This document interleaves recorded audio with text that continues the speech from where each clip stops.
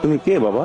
কিন্তু তুমি আমার জায়গায় নামাজ পড়তেছো কেন? পুরা দুনিয়াটাই তো আল্লাহ, তার সৃষ্টি করা জমিনে তিনি আমাদেরকে পাঠাইছেন তার ইবাদত করার জন্য।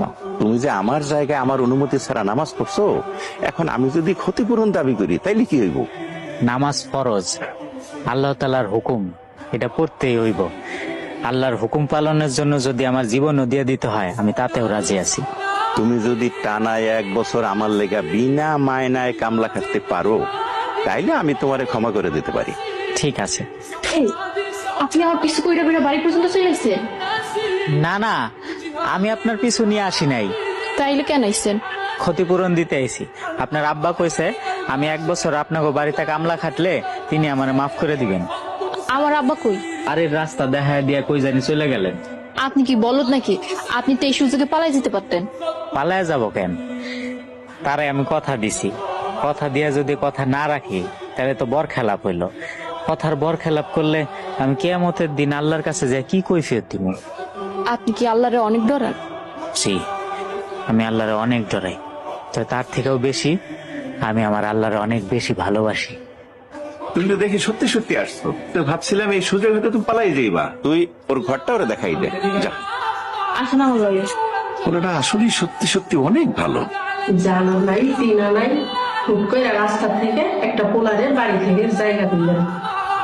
আরে মেয়ের একটা সৎ ছেলে, ওর মতো নামাজি এবং বিশ্বাস ছেলে তুমি এই তল্লাটে খুঁজলে 1001টাও পাইবে না, বুঝলা? হয়েছে, একদিনও হয় নাই তারে আপনি চিনছেন, এর মধ্যে তারে নিয়ে এত গুণগান।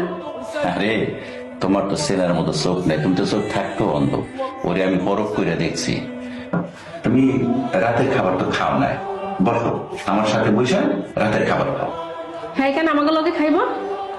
আমরা হইলাম মাহাজন, সে হইল সামান্য কামলা।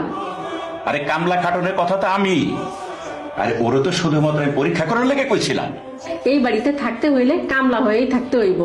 একটা অপরিচিত পোলার লেগা আপনার এত দরদ কেন বুঝি না। বুঝবা বুঝবা, একটু সবুর করো। কোনো সমস্যা নেই, আমি কই কি আমার বাঘের খাওয়ানটা দিয়ে দিলে আমি ঘরে নিয়ে গিয়ে খাইতাম। আপনার একটা কথা কইতাম। কোন না? মানুষের ভাগ্য কত আজব, তাই না? হঠাৎ এই কথা কইতাছেন কেন?